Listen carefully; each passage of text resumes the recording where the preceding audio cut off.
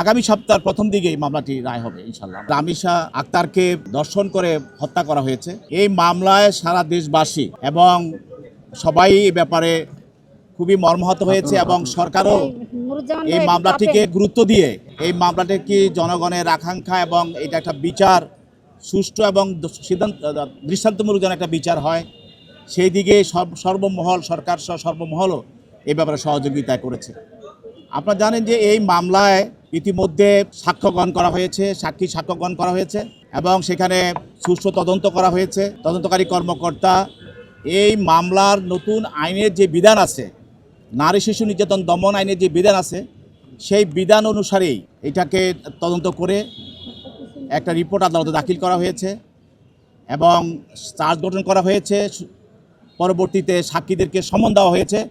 সাক্ষীরা স্বইচ্ছায় আদালতে উপস্থিত হয়ে সমন প্রদান করে সাক্ষ্য প্রদান করেছেন এবং এই মামলায় এই আইনে যেটা বলা আছে যে যেদিন থেকে বিচার শুরু হবে পরের দিন প্রত্যেক তারিখ কোর্ট বিচারের জন্য দিন ধার্য করবেন।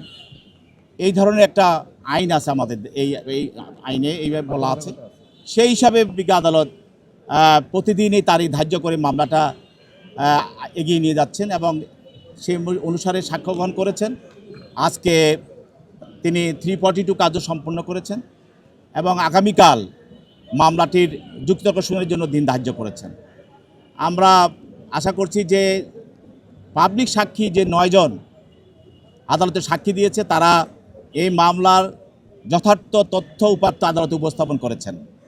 তদন্তকারী কর্মকর্তা যে আদালতে সাক্ষ্য দিয়েছেন তিনিও তার তদন্ত সুন্দর এবং সুষ্ঠুভাবে যে তদন্ত করেছেন, যাদেরকে এই ঘটনার সঙ্গে যারা দেখেছেন বা যারা সংশ্লিষ্ট ছিলেন পেয়েছেন সবাইকে এই মামলায় সাক্ষী হিসাবে এনেছেন, আলামত সংগ্রহ করেছেন এবং ডাক্তার এবং দোষ স্বীকার করে যিনি আসামি তার স্বীকৃতি জবাবদিহি দিয়েছেন সেই ম্যাজিস্ট্রেট সবাই আদালতে সাক্ষী দিয়ে সেই মামলাটি প্রমাণ করার জন্য তাদের সর্বোচ্চ সহযোগিতা করেছেন।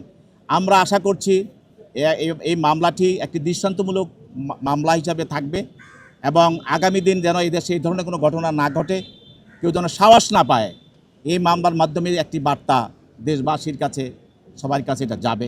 আমরা আশা করছি যে এটা সুন্দর সুষ্ঠুভাবে হচ্ছে এবং সুন্দর সুষ্ঠুভাবে এটা সমাপ্তি হবে। আমরা আশা করছি যেহেতু আগামীকাল যুক্তিতর্ক শুনানি হবে, আমরা আশা করছি আগামী সপ্তাহে যেহেতু শুক্র শনিবার বন্ধ, আগামী সপ্তাহের প্রথম দিকে এই মামলাটি রায় হবে ইনশাল্লাহ। আসামি বলছে, আসামি জিজ্ঞেস করা হলো আপনার বক্তব্য আছে, আপনি কি বলবেন বলেন। বিকজ এই বক্তব্যের পরিপ্রেক্ষিতে আসামি বলল যে আমার একটি সওয়াল আছে, আমি দোষী, আমাকে মাফ করে দেন। এবং তার স্ত্রীকে একই প্রশ্ন করা হয়েছিল, তার স্ত্রীও বলছে যে আমাকে মাফ করে দেন, আমি কিছু করিনি, আমাকে মাফ করে দেন।